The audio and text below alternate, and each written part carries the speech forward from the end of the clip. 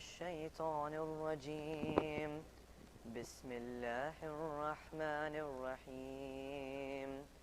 لا أقسم بيوم القيامة ولا أقسم بالنفس اللوامة أيحسب الإنسان أن لن نجمع عظامه بلى قادرين على أن نسوي بنانه بل يريد الإنسان ليفجر أمامه يسأل أيان يوم القيامة فإذا برق البصر وخسف القمر وجمع الشمس والقمر يقول الإنسان يومئذ أين المفر كلا لا وزر إلى ربك يومئذ المستقر ينبأ الإنسان يومئذ بما قدم وأخر بل الإنسان على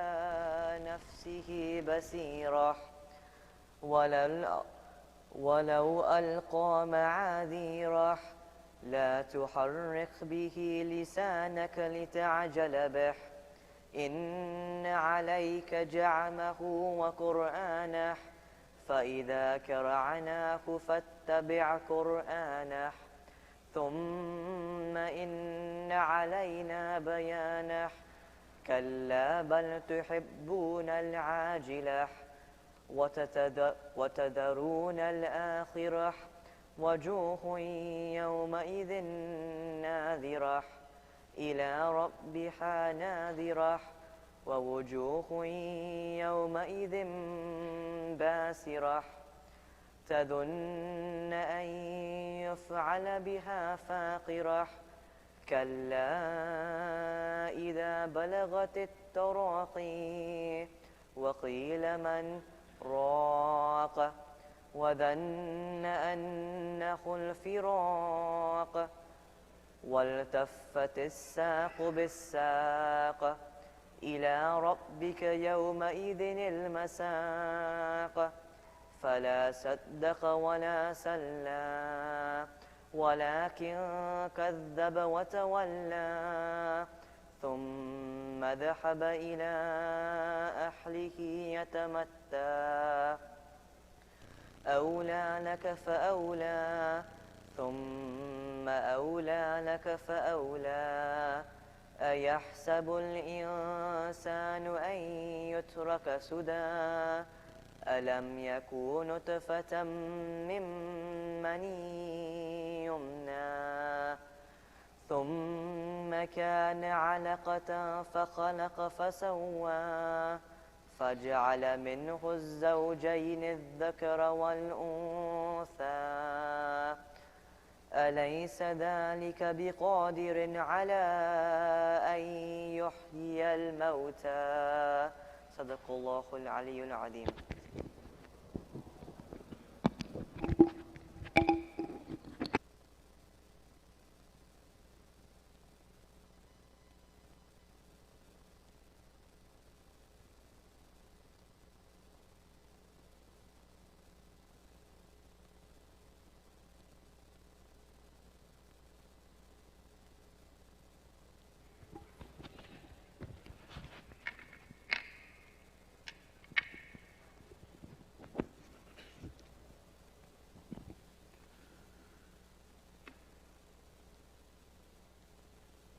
بسم الله الرحمن الرحيم.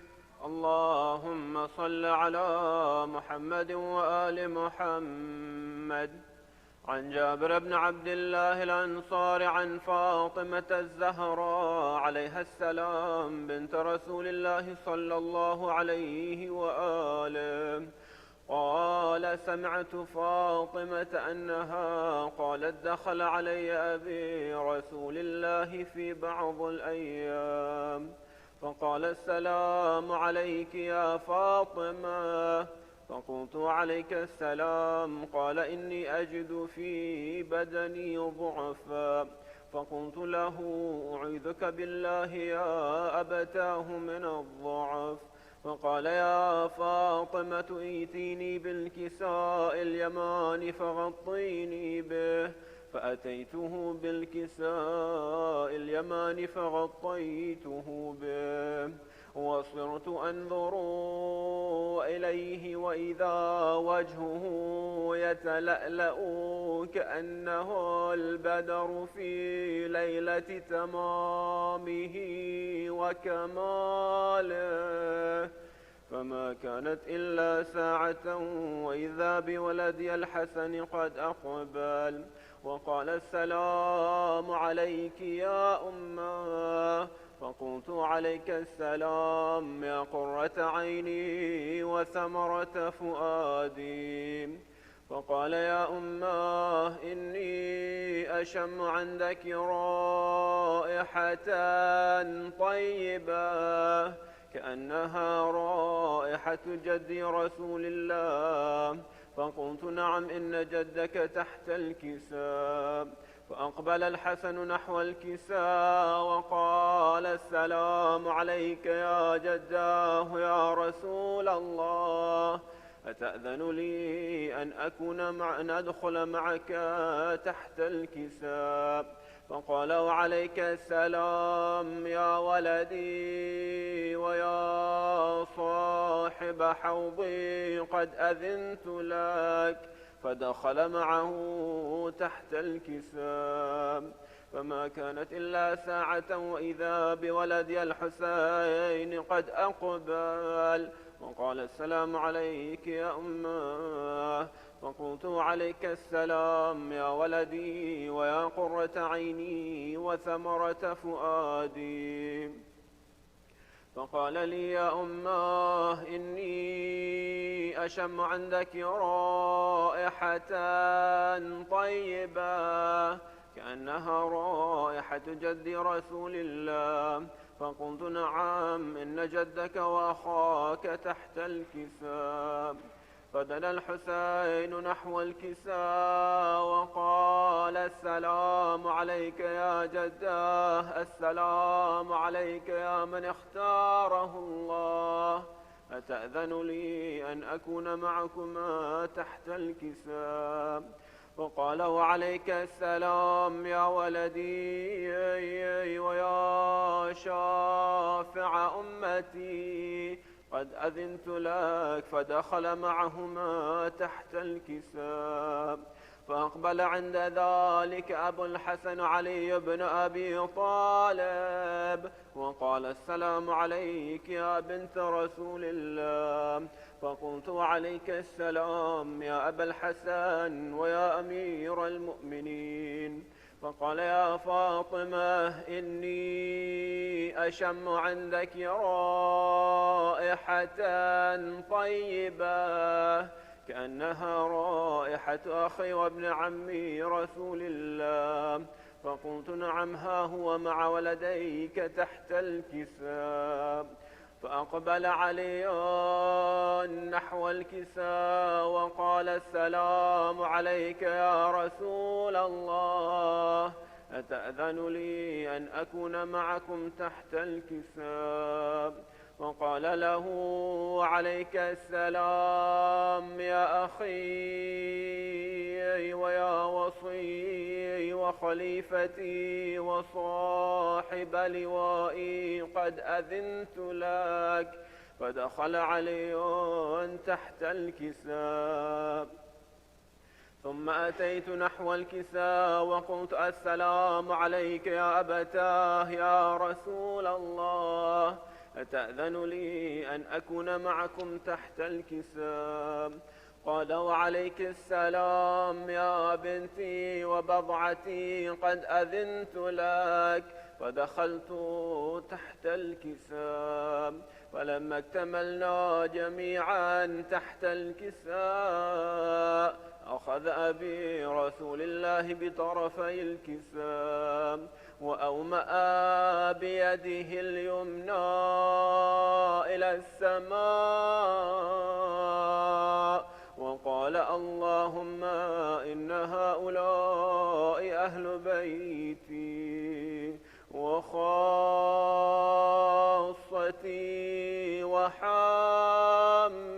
وحامتي، لحمهم لحمي ودمهم دمي، يؤلمني ما يؤلمهم ويحزنني ما يحزنهم. أنا حرب لمن حاربهم وسلم لمن سالمهم، وعدو لمن عاداهم ومحب لمن أحبهم. إنهم مني وأنا منهم، فاجعل صلواتك وبركاتك ورحمتك وغفرانك ورضوانك علي وعليهم، وأذهب عنهم الرجس وطهرهم تطهيرا.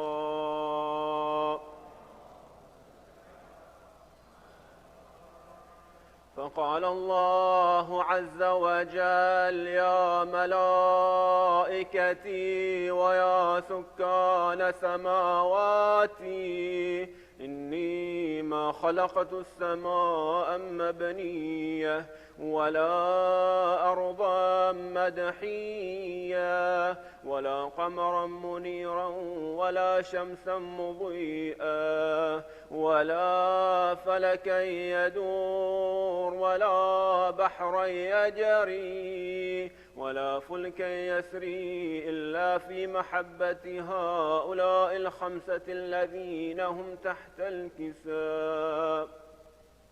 فقال الأمين جبرائيل: يا ربي ومن تحت الكساء؟ فقال عز وجل: هم أهل بيت النبوة ومعدن الرسالة، هم فاطمة وأبوها وبعلها وبنوها. فقال جبرائيل: يا ربي أتأذن لي أن أهبط إلى الأرض لأكون معهم سادسا؟ فقال الله: نعم، قد أذنت لك. فهبط الأمين جبرائيل وقال: السلام عليك يا رسول الله.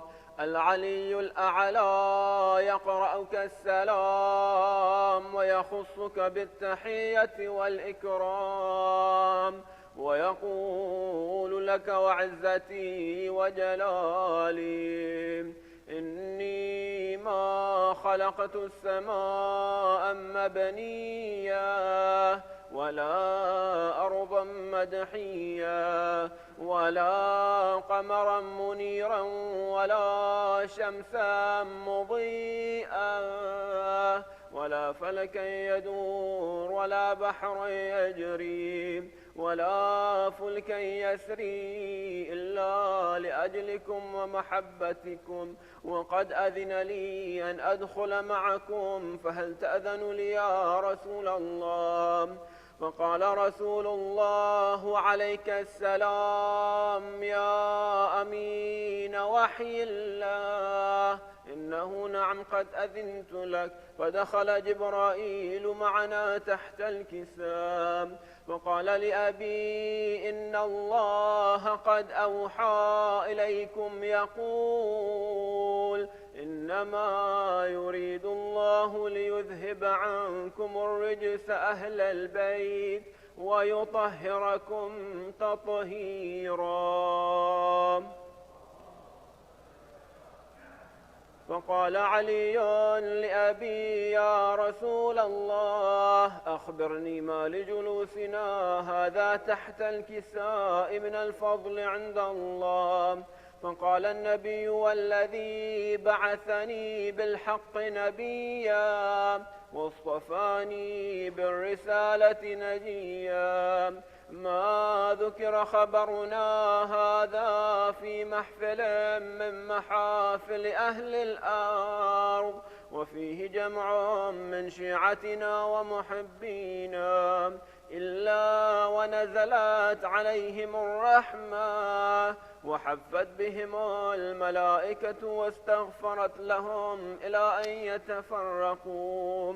وقال علي إذا والله فزنا وفاز شيعتنا ورب الكعبة. وقال النبي ثانيا يا علي والذي بعثني بالحق نبيا واصطفاني بالرسالة نجيا ما ذكر خبرنا هذا في محفل من محافل أهل الأرض وفيه جمع من شيعتنا ومحبينا وفيهم مهموم إلا وفرج الله همه ولا مغموم إلا وكشف الله غمه ولا طالب حاجة إلا وقضى الله حاجته. فقال علي إذا والله فزنا وسعدنا وكذلك شيعتنا فازوا وسعدوا في الدنيا والآخرة ورب الكعبة.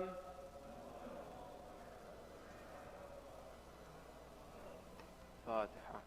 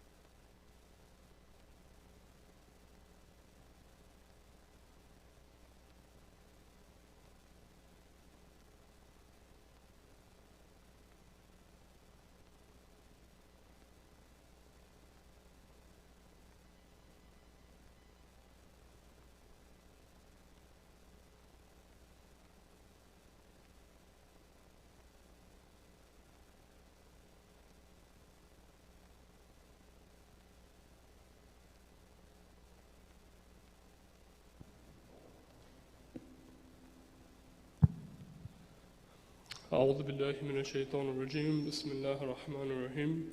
Dr. Sayyid Shabbir Kirmani, respected elders, brothers and sisters, Assalamu alaikum wa rahmatullahi wa barakatuh. On behalf of Masjid al-Hayy, we would like to extend a Kushal Mubarak to you all on the occasion of the Wiladat of Bibi Zaynab alayhi salam. May Allah subhanahu wa ta'ala accept all of your du'as with the wasil of the Panjatan and continue to shower His blessings on you. So Fatiha is requested for the Salah Sawab of the marhumin listed on the screen and for all marhumin. Al-Fatiha.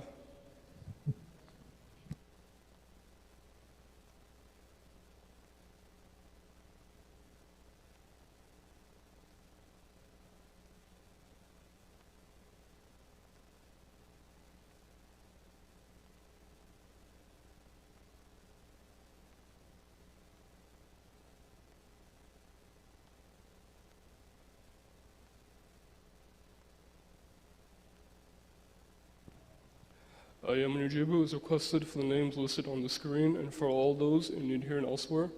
Bismillah ar-Rahman ar-Rahim.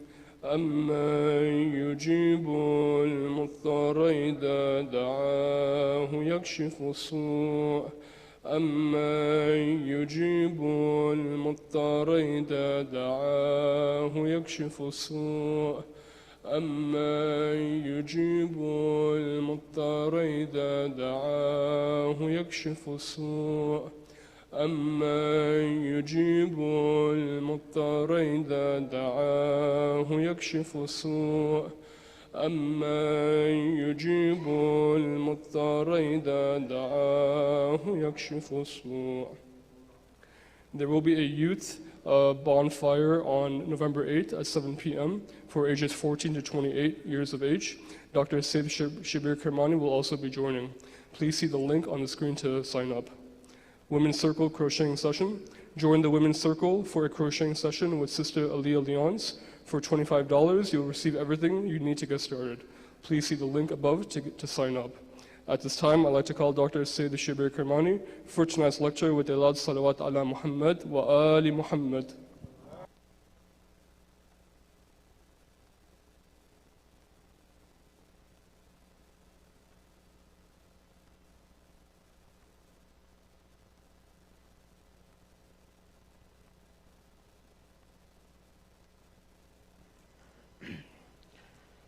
أعوذ بالله من الشيطان اللعين الرجيم بسم الله الرحمن الرحيم فوض أمري إلى الله إن الله بصير بالعباد ولا حول ولا قوة إلا بالله العلي العظيم حسبنا الله ونعم الوكيل ونعم المولى ونعم النصير والصلاة والسلام والتحية والإكرام على الرسول المسدد المصطفى الأمجد المحمود الأحمد الذي سمي في السماء بأحمد وفي الأرض بأبي القاسم محمد اللهم صل على وعلى أهل بيت الطيبين الطاهرين المعصومين المظلومين المنتجبين الذين أذهب الله عنهم الرجس وطهرهم تطهيرا اللهم صل على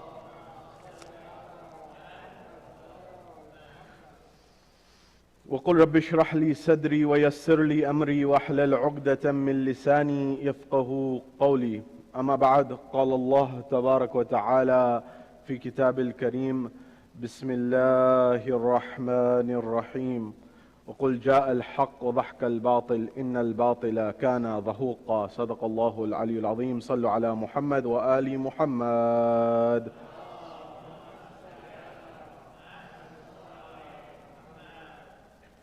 My respected elders, brothers and sisters in Islam and Iman, here or across the globe, wherever you may be hearing my voice, Salamun alaykum jami'an wa rahmatullahi wa barakatuh. Question, what is radiance? What is resilience? Our topic of conversation in commemorating the great illustrious personality that we're commemorating today is the radiance of resilience. And that is this idea that in adversity and being able to be persistent through adversity, one is able to get to a point where they are able to actually become a gem, and they're actually able to radiate with brilliance, metaphorically with light and beyond. And when we commemorate Bibi Zaynab salamullahi alayha, she perhaps embodies this more than anyone in her life. And that becomes a lesson for you and I, one and all, young and old.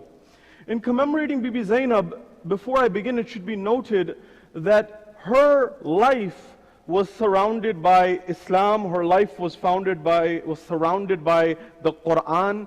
That is, when verses were being revealed, she was in that family. For example, when there's moments in time with respect to the implementation of verses, she's there and she's present. And even her life afterwards, she dedicated to the Quran. So, in commemorating her, we see an applied application of what it means to live the Quran. And especially when you look at her life in before Karbala and after Karbala, there are tremendously valuable lessons for us to learn and implement in our lives. For example, one being that Bibi Zaynab, for example, her being married into a family which was related to her, but the husband that she had came from the family that she had. Abdullah ibn Ja'far al-Tayyar was known as the wealthiest man in Arabia of his time. And eventually she marries into this family and she has every material need that anyone could imagine. And so our ulama say that her comparison, although we compare her to her mother Fatima al-Zahra, which in its own respect is noteworthy and important, the ulama and in fact the Ahlul Bayt have highlighted that more appropriate perhaps is the analogy between not just her and her mother, Bibi Zaynab and her mother, but rather Bibi Zaynab and her grandmother, Bibi Khadija. And she's known as Thaniyatul Khadija, or the second coming of Khadija. And one aspect of why she is known as this is because she had the life of Bibi Khadija, but she chose to sacrifice all of it. And so a principle that this lays out for us is, it's not whether having material wealth or not having material wealth is the issue. The issue is, does it control us or do we control it? The same way when Bibi Khadija's life and Islam required her to sacrifice her wealth, she was willing to do so. Similarly, when it came to Bibi Zaynab, when Islam was on the line, did she get attached to her materialism to the point that she wasn't willing to give it away? Or did she do what she did to show us, perhaps, what it means to truly be in control and not to think that the externalities control you? So, with respect to this, it should be noted that when we discuss Bibi Zaynab, it would perhaps be more beneficial to get out of this conversation that you recognize that she's someone who dedicated her life to the Quran, she learned the Quran, she taught the Quran, and she has been referred to by other ma'soomeen, such as Imam Sajjad, Imam Zainul Abidin, that when he said the very famous statement to Bibi Zaynab, to his aunt, he said, Anti alime ghayre muallima, that you are a alima, a scholar above any teacher. That you are one, there's no teacher who can teach you, essentially. As in, that's how elevated you are. Imagine someone who's been taught by Rasulullah directly. That was Imam Ali, her father, Imam Ali. And who was Zaynab taught by directly herself? Her father, Amir al-Mu'mineen.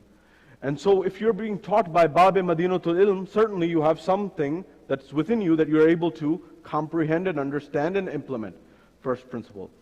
Second, with respect to Bibi Zaynab, in her khutbah after Sham, it shows us how one can have courage, audacity, strength, resilience, brilliance, radiance, and actually they can actually cause a revolution in society, and they can revive the entire nation and the entire society from a sleeping slumber. Allow me to explain.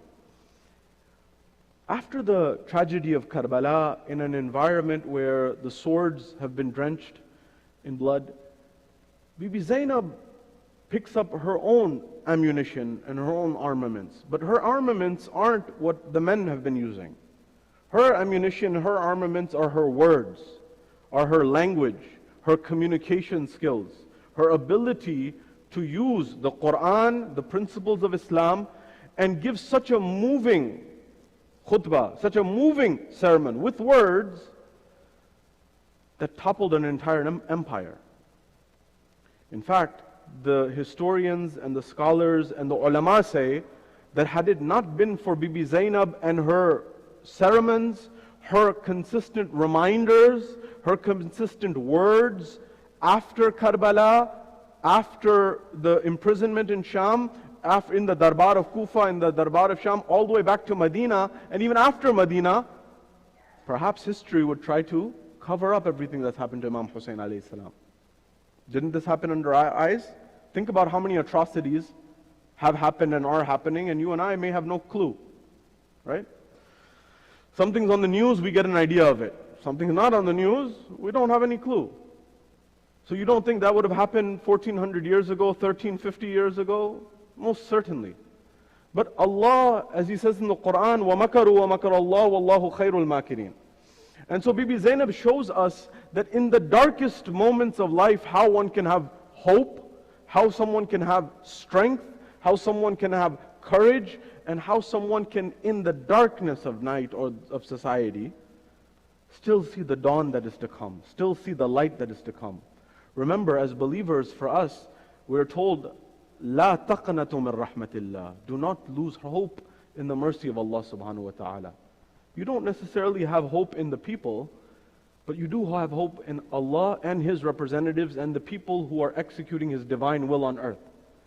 And when you have that level of courage and conviction, that gives rise to someone like Bibi Zaynab, who not only showed strength, she showed resilience.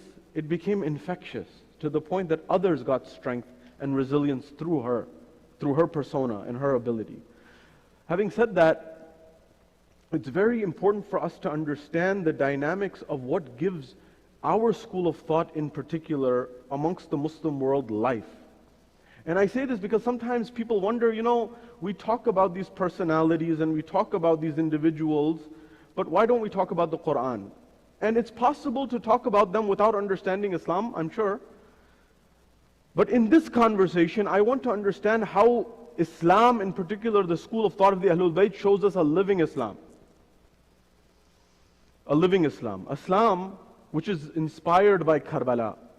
That's why Iqbal, who was not a Shia, he says in his very famous poetry in Farsi, he says, Hadith ishq do babast karbo balao damishq yake Hussain rakam kar digare Zaynab.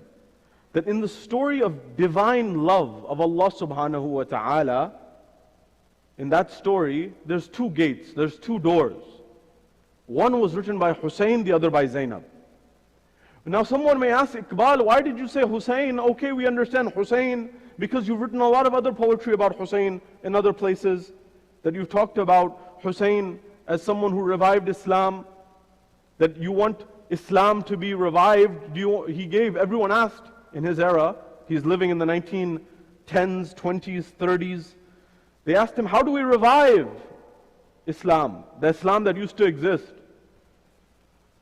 How do you make it alive? How do you make it jali again? How do you make it living again? How do you make it revived? He says, you want to know my answer? He says, मिटते हुए इस्लाम का फिर नाम जली हो, मिटते हुए इस्लाम का फिर नाम जली हो, लाजिम है कि हर फर्द हुसैन इब्न अली हो. That if you want it to be revived, it's very simple. You have one solution in front of you, everyone needs to be Hussein. So now I'm going to give you an example of why, one perspective of why it's a living example of what this school of thought is, and remembering these personalities shows us how to live the Quran and implement it in life and its importance. Allow me to explain. Political aspects aside, historically we have revisionist history in our world. So keep that in mind. Revisionist history is what actually happened, and how we interpret years later may be very different. So Iqbal, the same individual that I mentioned to you a moment ago, his grandson is on the record having said this recently in an interview. Now, I say this because don't get victim to outcome bias. You know outcome bias, we've talked about it. Outcome bias is one of those biases that we have in psychology, that you judge something based solely on the outcome. For example, you're crossing or you're at the intersection and it's a yellow light. And the yellow light has been yellow for a little bit, right? And you know if it turns red, you're going to be stuck for a while. You know that road, what's that, Country Club Home Road? What's that road? That signals forever, right? So you're on that road and you're like, I get stuck here, I'm stuck for 10 minutes, I'm not doing it. And so, in that environment, you run it yellow, but it just turns red and you run it. Don't tell me if you did, I'm just saying, it's an example. If you ran it and you got clear on the other side, nobody hit you, was it a good decision or not? You made it, but it's not a good decision, because you won't always make it. It was a poor decision with an okay outcome, you survived. But if you keep doing that over and over again, over 100 times, you could get hurt. Similarly, what happened in the institutes, what happened 70 years later, and the outcome is different than what may have needed to happen at the time. Allow me to explain. In India, someone asks, for example, you know, India, Pakistan, and Bangladesh used to be one country 70 or so years ago, right? Why was there an environment where someone by the name of Muhammad Ali Jinnah had to stand up and actually implement a separation and create an environment for a place like Pakistan? And if you read history, you'll find out who killed Gandhi. The people who killed Gandhi were people who were from the ideological background called a group called the RSS. The RSS derives its name directly from the SS of Hitler. You know Hitler? The same RSS. And this same group feeds into what is called the BJP. So the same Prime Minister of India was banned to come into our country, United States of America. He was banned. You know this, right? Eventually politics happened and then he was allowed to come in. And the reality, and I'm not taking sides here, I'm just trying to lay out the case for you of why it was necessary. So the founder of this idea, RSS ideology, said that Hitler's got it right. The Nazi party has it right in Europe. What's their ideology? Their ideology is they're the locals to Europe who are the Christians, and then there are foreigners. And there's no space for the foreigners. The foreigners were the Jews. And so someone read this ideology and said India is similar, or Greater Bharat is similar. And what they said was, Hindus, Sikhs, Jains are locals and natives to India. Muslims are the Jews of India. They need to be eradicated. And in that environment, Iqbal realized that there's only one person who can implement. Now, I told you all of this to tell you one thing about what his grandson just said. He said, my father told me that my grandfather, his father was Javed Iqbal, the son of Ilham Iqbal. He said, only a Shia could implement Pakistan, could make it happen. They asked him why. He says, in his words, he's saying this as a Sunni, and he said, because they have Karbala. And Karbala makes you act. It forces you to act. We don't have Karbala. We don't believe in Karbala the same way. And so when there was a necessity, Iqbal said there's only one guy who can make it happen because millions of Muslims may be killed. I'm not saying what happened down the road was good. I'm not saying that at all. There was terrible things that happened down the road. But he understood and he saw the writing on the wall that if Hitler's idea of a nation takes hold in India, Muslims will be butchered in the streets and they will be sent to concentration camps.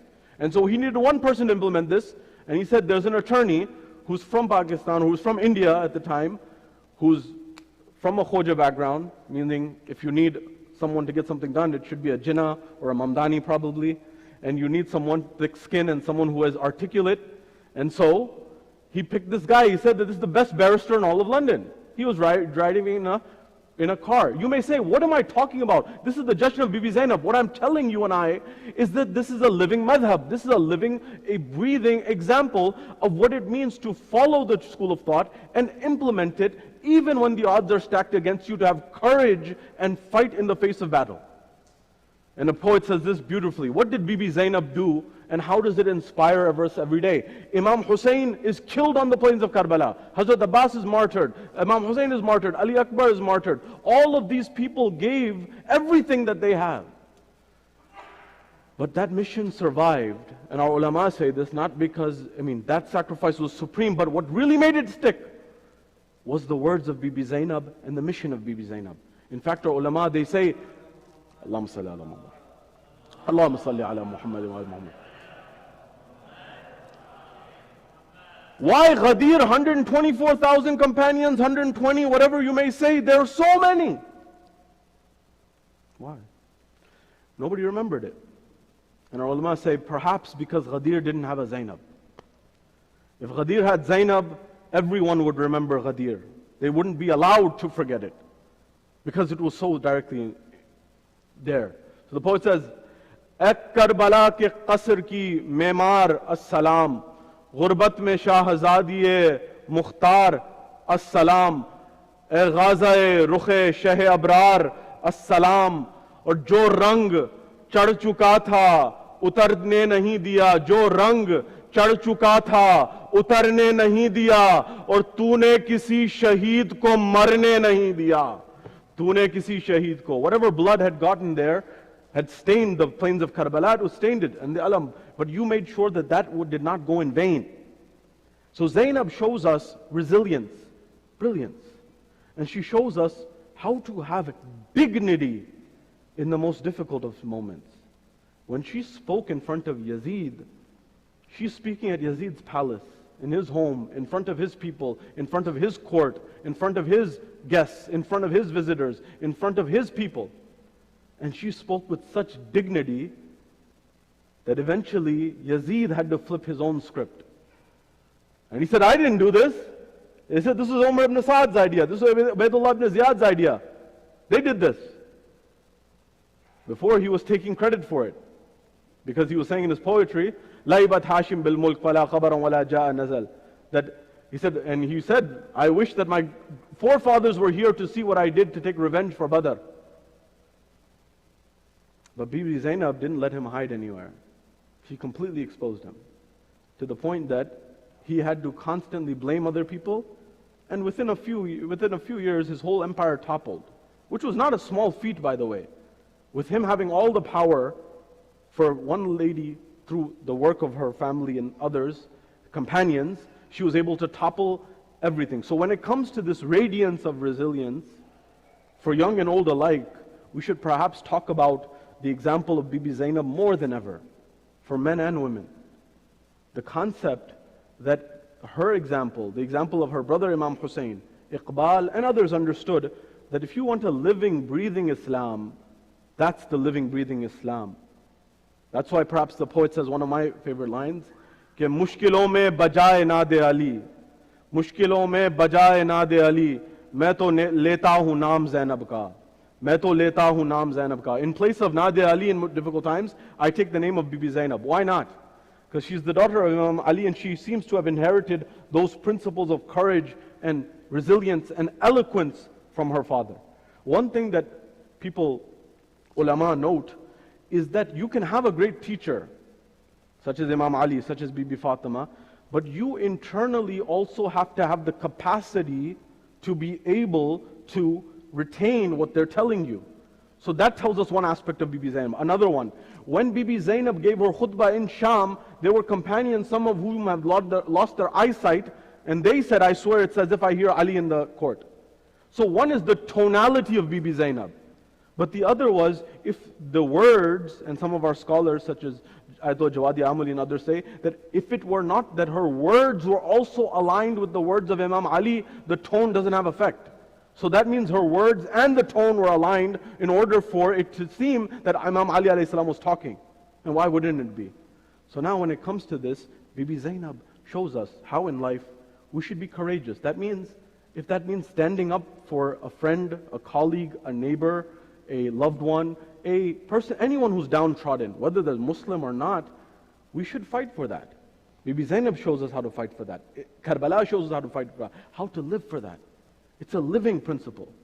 And what I mean by that is to understand that we have a tremendous gift that we've been given by Allah, a practical example of how to live the Quran. Imam Hussein and the seal on the stamp of the movement of Imam Hussein in Karbala is Bibi Zaynab's hard work and effort. And so it's important for us to keep this in mind. Having said that, any discussion of Bibi Zaynab is definitely incomplete. It can't be.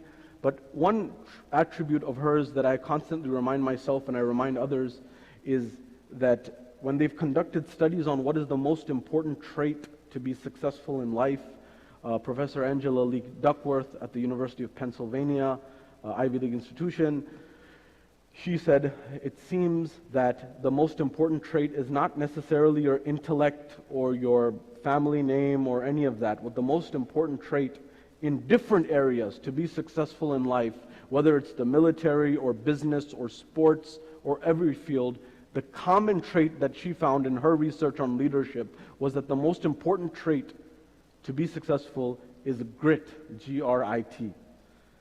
Resilience or perseverance over a long period of time. Not giving up. Consistently having the strength to fight on, to move on. And if you ask me, in the dictionary, if there's a definition of grit, perhaps next to it should be written Zaynab. Because words baffle me with respect to this great lady and how she embodies such, where men of the highest strength would break down, she carried on and she became an example of strength. It was as if the spirit of Imam Hussein, the spirit of Abbas had all become strengthened in the spirit of Bibi Zaynab. So the poet says, and I'm concluding here, Tumhare bhai ko jab deen di sada Zaynab.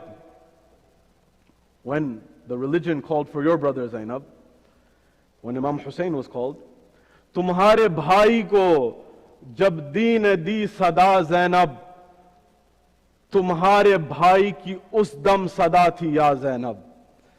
That when religion needed your brother Hussein or Zaynab, when religion needed Hussein, when Islam needed Hussein, who did Hussein need? Hussein needed you. Hussein called on you. And so it's so important to keep that in mind. Tumhare bhai ko jab deen di sada Zaynab, tumhare bhai ki us dam sada thi ya Zaynab, aur Hussein bol rahe hain tumhare khutbon mein.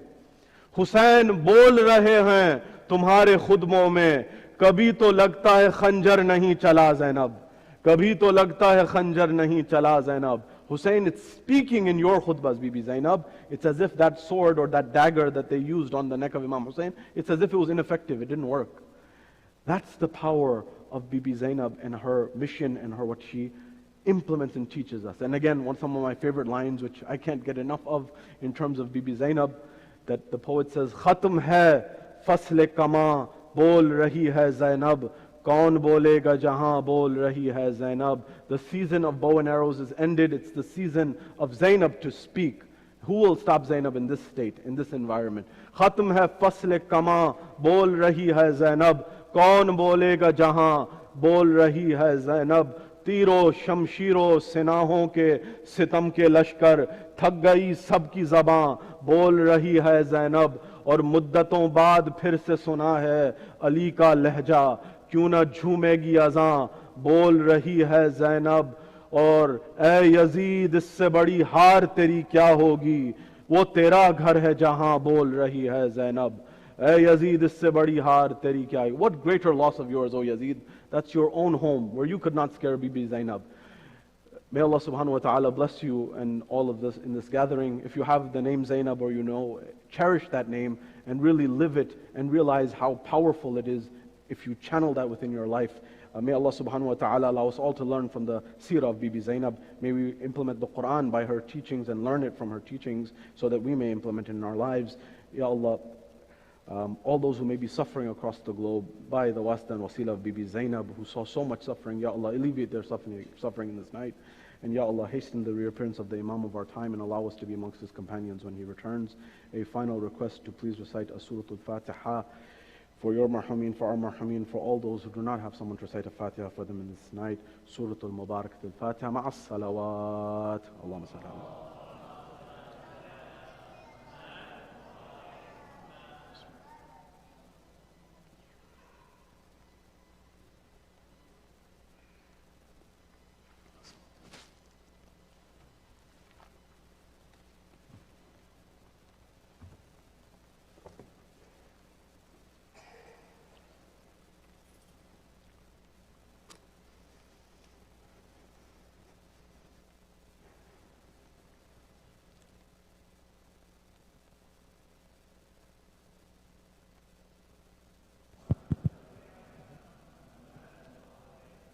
بآواز بلند نعرہ صلوات صلی علی محمد و آل محمد. Be be زینب سلام اللہ علیہ کی شان میں منقبت کے اشعار. خواہر حسین بنت فاطمہ خواہر حسین بنت فاطمہ کیا بتاؤں میں زینب کی کیا شان ہے کیا بتاؤں میں زینب کی کیا شان ہے کل ایمان کی ایمان کا مان ہے کیا بتاؤں میں زینب کی کیا شان ہے کیا بتاؤں میں زینب کی کیا شان ہے کیا بتاؤں میں زینب کی کیا شان ہے. سب مل کے پڑھیں. کیا بتاؤں میں زینب کی کیا شان ہے وہ محمد جو ہے خاتم الانبیاء جس کو کہتی ہے دنیا حبیب خدا جس کا داماد ہے زیغم کبریا جس کی بیٹی ہے خیر النساء فاطمہ اس محمد کے دل کا یہ ایمان ہے. کیا بتاؤں میں زینب کی کیا شان ہے کیا بتاؤں زینب کی کیا شان ہے. فاطمہ ہے کبھی مرتضیٰ بھی ہے یہ انما ہے کبھی حل عطا بھی ہے یہ بات کرتی ہوئی کربلا بھی ہے یہ علم کے مدعا کی دعا بھی ہے یہ، دین کی جان ہے، روح ایمان ہے، کیا بتاؤں میں زینب کی کیا شان ہے، کیا بتاؤں میں زینب کی کیا شان ہے، خوبیاں کس قدر ہیں سبھی خوب ہیں، روب ایسا کہ کونین مرعوب ہیں، اس سامنے سے کہ غالب بھی مغلوب ہیں، آیتیں سے کی صورت سے منسوب ہے، جس کو قرآن پڑھے وہ یہ قرآن ہے، کیا بتاؤں میں زینب کی کیا ہے، کیا بتاؤں میں زینب کی کیا شان ہے شجاعت کی ملکہ اسی کا لقب، اس کے پیروں میں ہے سرزمین عرب، کربلا بھی ہے زندہ اسی کے سبب، اس کی مدحت کرے خود محمد کا رب، عقل اس کے فضائل پہ حیران ہے، کیا بتاؤں میں زینب کی کیا شان ہے، کیا بتاؤں میں زینب کی کیا شان ہے۔ اور حاصل منقبہ فرمائیے گا، اس کے خطبے خطابت کے سردار ہیں، اس کے نانا شریعت کے سردار ہیں، یہ باپ اور ماں شرافت کے سردار ہیں، دو بڑے بھائی جنت کے سردار ہیں، چھوٹا بھائی وفاؤں کا سلطان ہے، کیا بتاؤں میں زینب کی کیا شان ہے، کیا بتاؤں میں زینب کی کیا شان ہے، کربلا ہے ندا اور منادی ہے یہ، دو اماموں کی ایک ساتھ ہادی ہے یہ، راج کرنے کی بچپن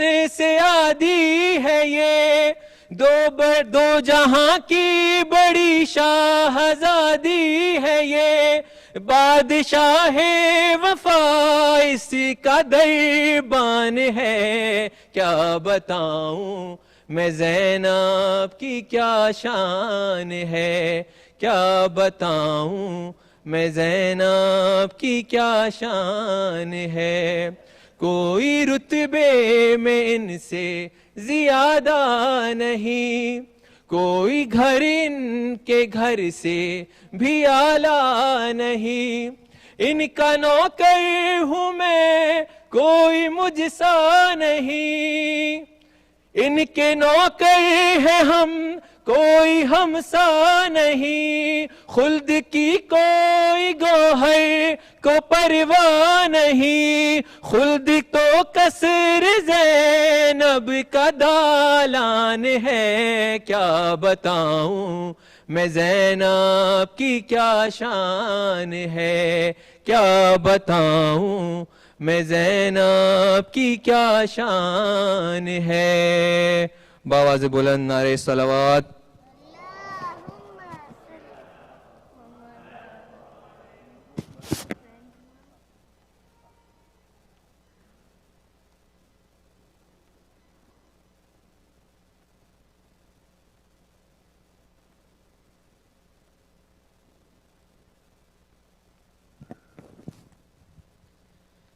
بسم الله الرحمن الرحيم. السلام عليك يا رسول الله، السلام عليك يا أمير المؤمنين، السلام عليك يا فاطمة الزهراء، السلام عليك يا خديجة الكبرى، السلام عليك يا حسن المجتبى، السلام عليك يا أبا عبد الله الحسين وللأرواح التي حلت بفنائك. عليك مني سلام الله عبدا ما بقيت وبقي الليل والنهار، ولا جعله الله لحت مني لزيارتكم. السلام على الحسين وعلى علي بن الحسين وعلى أولاد الحسين وعلى أصحاب الحسين وعلى 9 المعصومين من ذريتك، علي بن الحسين محمد بن علي، وجهل محمد موسى بن جعفر، وعلي بن موسى محمد بن علي، وعلي بن محمد، والحسن بن علي، والحجة بن الحسن، أجل الله فرجا وسهل الله محجا وذخورا. والسلام عليكم ورحمة الله وبركاته. بسم الله الرحمن الرحيم.